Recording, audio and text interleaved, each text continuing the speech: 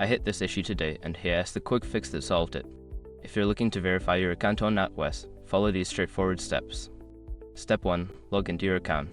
Start by visiting the NatWest website or opening the mobile app. Enter your login credentials to access your account. Step 2. Navigate to Account Settings. Once logged in, find the Account Settings section. This is usually located in the main menu or under your profile icon. Step 3. Select Verification Options. In the Account Settings, look for an option labeled Verification or Account Verification. Click on it to proceed. Step 4. Provide required information. You will be prompted to enter personal information such as your address and date of birth.